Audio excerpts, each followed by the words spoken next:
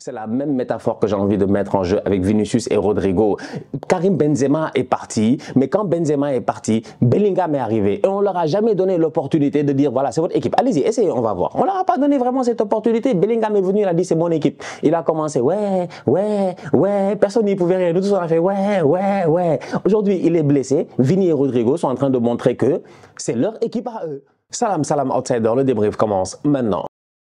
Le Real Madrid l'emporte aujourd'hui 5-1 à domicile face à Valence. Une top performance de la part des Madrilènes dans une Liga qui est menée par Girona. Out of nowhere, personne n'a compris. Il y a un éléphant sur un arbre, il s'appelle Girona. Ils ont l'intention de rester sur l'arbre. Nous voilà encore une fois, je pense que c'est la 3e internationale dans laquelle on va rentrer et Girona est toujours au top de la Liga. Cette équipe de Girona, elle a 2 points d'avance sur le Real. Ce week-end, elle a encore une fois gagné. Donc du coup, le Real, avant le match du Barça qui jouera ce dimanche, le Real devait se gérer à domicile face à Valence. Le problème, il est simple, c'est qu'ils n'ont pas Bellingham. Ces derniers temps, ils n'ont pas Bellingham. Donc du coup, vu qu'il n'y a pas Bellingham, on peut se poser des questions à savoir est-ce que le Real va réussir offensivement à marquer des buts, vu que Bellingham est en ce moment le meilleur buteur de ce club-là. Eh bien aujourd'hui, franchement, je pense qu'on a eu des réponses top performance de la part de Vinicius et de Rodrigo. Top performance, je dis bien de la part de Vinicius et de Rodrigo. C'est VR, c'est la réalité virtuelle. Voilà 2 boys qui sont capables de connecter ensemble sur un terrain. 2 boys qui aujourd'hui, en plus de cela, en termes de lien, comme je dis, il n'y avait pas Bellingham, il y avait qui Brahim Diaz, et Brahim Diaz a fait le travail. Donc du coup, tu as un Vinicius et un Rodrigo qui tous les deux réussissent à coller la ligne et à plonger quand il le faut. Et au-delà de cela, tu as eu un Real qui, collectivement parlant, sincèrement, s'est géré. Parce que quand même, soyons honnêtes, à part les 2-3 premières minutes qui sont terribles.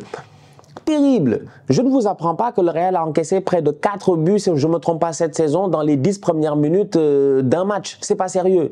Ils ont l'habitude d'encaisser des buts très tôt. Donc Valence rentre dans le match avec un gros pressing, une grosse intensité. Valence campe dans le camp du Real. Pendant 2 minutes et quelques, tu sens un Real, tu te dis, il se pourrait que les gars perdent un ballon, ils fassent une erreur, ils encaissent un but.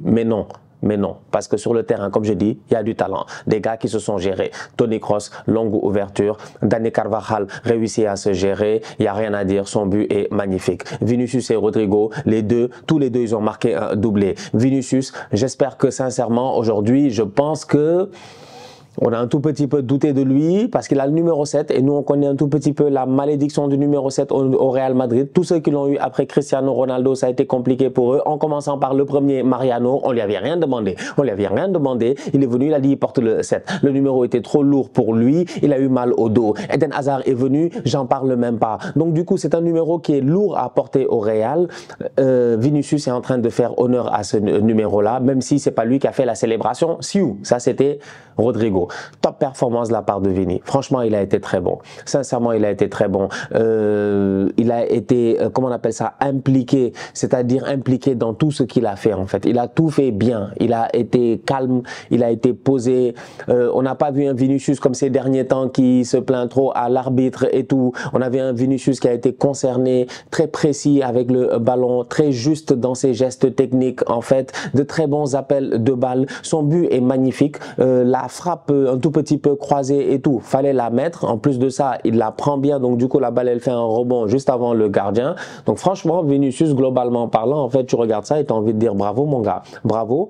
Faut qu'il continue comme ça et on va voir ce que ça va donner. Rodrigo aussi à côté, top performance de sa part, franchement, c'est-à-dire que même bon, autant il y a un début, c'est une erreur du gardien, le gardien n'a pas été bon aujourd'hui, ça je pense que on est d'accord là-dessus, le gardien de Valence n'a pas du tout été bon, mais autant sur le deuxième but de Rodrigo, la manière à laquelle il vient se positionner, il demande le ballon, il a le temps de demander le ballon 4 fois, 5 fois en fait. Fran Garcia prend même trop de temps pour lui donner le ballon.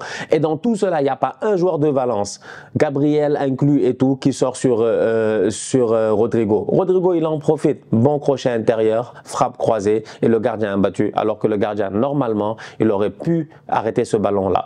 Donc c'est pour dire à quel point tu as des Madrilènes qui ont joué de manière, j'ai envie de dire, pas décomplexée, mais de manière beaucoup plus relâchée aujourd'hui. Il n'y avait pas Bellingham sur le terrain, donc du coup, automatiquement, il y a des questions à se poser, à savoir, est-ce que quand Jude Bellingham est là, est-ce qu'il n'est pas les autres boys? Est-ce que Bellingham, c'est que Bellingham, il est grand, quoi. C'est un gamin, c'est un jeune. Mais, excusez-moi, j'ai commencé à vouloir mal parler de Bellingham. J'ai eu des problèmes de gorge.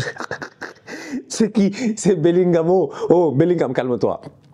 Comment ça a voulu parler de lui quand même? On a le droit de parler de Bellingham, franchement. Mais c'est une question à se poser parce que Jude est très pertinent. Jude est excellent. Mais aujourd'hui, j'ai vu un Real fluide.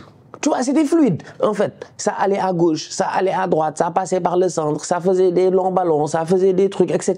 Alors qu'avec Bellingham, on a l'impression que ça fait la même chose, mais ça passe par Bellingham qui, lui, doit prendre l'information. En fait, Bellingham, lui, il a cru que c'est un centre d'appel. Je ne sais pas, que c'est un standard. En fait, il doit récupérer tous les appels et puis c'est lui qui fait le dispatch. Le dispatch n'est pas obligatoirement obligé de passer par Bellingham. Aujourd'hui, on l'a vu. En fait, ces derniers temps, on arrive à le voir. Cette équipe-là est capable. En fait, il faudrait que Jude fasse un effort. Je pense que Jude doit faire un effort. Jude doit faire un effort. Maintenant, c'est compliqué à l'expliquer, je pense. Mais moi, j'ai vu un Real trop fluide. Sincèrement, trop fluide. C'était limite insouciant, en fait. Et si tu vois tous les absents qu'ils ont en plus, c'est-à-dire que tu n'as pas Tchouaméni, tu n'as pas Rudiger, qui d'autre tu n'as pas encore une fois, tu n'as pas Jude Bellingham lui-même, en fait. Donc, tu as pas mal de joueurs qui ne sont pas là, sans compter les Militao et les Courtois et tous ces gens-là, et même Kepa Arrizabalaga. Donc, tu es obligé de faire jouer carrément presque ton troisième gardien, qui a été bon d'ailleurs, qui est bon ces temps-ci, Lounine, il se gère. Donc, du coup, tu as plein d'absents et tu te dis, bon, comment cette équipe-là va s'en sortir et comment elle va réussir à marquer des buts, et tu te rends compte que finalement, ils sont capables de le faire sans aucun problème. Donc, de temps en temps, je me pose cette question à savoir, est-ce que Bellingham, il inhibe pas tous ses autres coéquipiers? Est-ce qu'il ne prend pas trop de lumière sur lui? C'est pas de sa faute. Je dis pas que c'est de sa faute. C'est absolument pas de sa faute, tu vois. Mais c'est au coach de peut-être trouver la bonne formule pour pouvoir réussir à faire briller tous les autres. De la même manière qu'aujourd'hui, Brahim Diaz, tu as l'impression qu'il était au service de Vinicius et Rodrigo. Tu vois, c'est peut-être ça la subtilité. Brahim était au service de Vini et Rodrigo, alors que les autres, ils sont au service de Jude. Parce que Jude, il demande ça, c'est normal. Jude, c'est, je ne sais pas, Jude, c'est la Rolls-Royce, tu vois. Il demande ce genre de service-là. C'est pas le même service, tu vois. Tu l'amènes pas chez le mécanicien du coin. Donc, c'est la même chose, en fait. Donc, je regarde ça et je me dis, il y a des questions à se poser, mais c'est les seuls enseignements que j'ai envie de prendre de ce match-là, en me disant que, voilà, tu regardes le match, tu te dis, OK, le Real joue bien, le Real a été carré, le milieu de terrain a été excellent, que dire de Camavinga, s'il vous plaît, bravo, bravo, bravo, bravo. Non, mais Camavinga est très fort. Camavinga est très, très fort. En fait, il est très fort. Il peut faire des erreurs, c'est pas grave. Tout le monde fait des erreurs. On fait tous des erreurs. On fait tous des erreurs ici. Nous tous, on fait des erreurs. Dans nos vies, professionnellement, machin, on fait tous des erreurs. Mais Camavinga peut faire des erreurs sur le terrain, ça peut te coûter un but. D'ailleurs, même, il n'y a pas quelques matchs, il a fait une erreur qui leur a coûté un but, je pense, dans la surface de réparation. Mais il est trop fort. Franchement. Mais c'est quand même, faut arrêter, sincèrement, c'est Eduardo Clarence Vinga. C'est avec ses cheveux là, mais il est trop fort en fait, il est au milieu, c'est le boss. Cette semaine en plus, il a renouvelé son contrat, ils ont renouvelé Rodrigo, Vinicius, Valverde et puis Camavinga. La jeunesse du Real est là pour rester. Tchouaméni vient d'arriver, donc pas besoin de le renouveler, mais franchement, il a fait une top performance aujourd'hui au milieu de terrain. Il était moteur, c'est-à-dire il était moteur quoi, moteur carrément. Plusieurs fois, il était tout seul, mais il arrivait à s'en sortir et même quand il perd le ballon, il réussit à s'en sortir pour soit qu'il y ait faute ou que lui-même il subisse une faute, sa capacité à pouvoir jouer en une touche. En fait, Camavinga, tu peux jouer avec lui quoi, parce qu'il va venir t'offrir une solution. Tac, il vient, il offre une solution. Pas, il a ouvert en fait pied gauche, pied droit. Il a ouvert en une touche. C'est un top player. Franchement, c'est un top player en fait. Il est excellent. Il est vraiment excellent. Top performance de la part de Camavinga en passant. J'ai regardé le match, j'ai dit, mais Camavinga, c'est quelqu'un, quoi. J'ai dit, ah ouais, ça, c'est un joueur de football. Et ça fait plaisir de le voir en train de performer à ce niveau-là au Real, lors de la trêve internationale avec l'équipe de France, je pense, face à l'Écosse. Déjà, il avait joué ce match-là. Même là-bas, il avait fait une erreur et tout, si je ne me trompe pas. Mais c'est pas grave, en fait. Il est trop fort. Il est fort. Il a une marge de progression qui est énorme et il est à un poste qui nécessite des erreurs. Vous aussi. Vous avez déjà vu un milieu de terrain qui ne fait pas d'erreur. C'est le poste, un des postes les plus durs. Milieu, latéraux, il y a des postes qui nécessitent des erreurs. Attaquant, il rate, c'est pas grave. Il rate, c'est un attaquant, tu peux lui donner 10. Il rate, s'il met 1, peut-être que le 1 là va faire de lui un héros. Mais l'autre, dès qu'il fait une erreur, on se rappelle de l'erreur. À chaque fois. Donc Camavinga est dans un poste qui est difficile, mais franchement aujourd'hui, il porte ses cojones en main et il sort de top performance. Donc, globalement parlant, un Real intéressant face à Valence, une belle performance collective, 3 points de prix, une Manita de mise, un Bellingham qui n'est pas là, mais Vinicius et Rodrigo, ils se gèrent et ils portent cette équipe-là parce que c'est leur équipe aussi.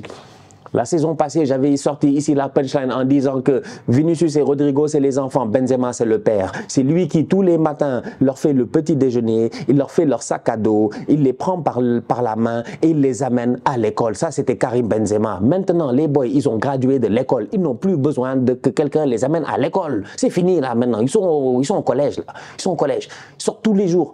Eux-mêmes, ils n'ont même plus besoin de sac à dos. De temps en temps, même, ils font exprès de laisser des trucs. Tu vois, c'est comme nous quand on était au collège, tu vois. Au primaire, on avait des gros sacs à dos. Et plus tu montes, plus le sac, il devient petit. Moins il y a de choses dans le sac, mais plus tu dois apprendre des choses. C'est un paradoxe. C'est un paradoxe. Le paradoxe du nulard.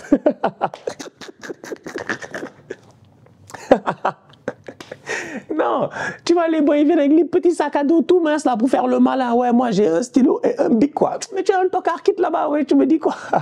Où sont tes livres? Franchement. Donc c'est la même chose. C'est qu'à un moment donné, tu deviens indépendant. Tes parents ne te disent plus, est-ce que dans ton sac, tu as ton livre de mathématiques? Est-ce que tu as ton livre de géographie?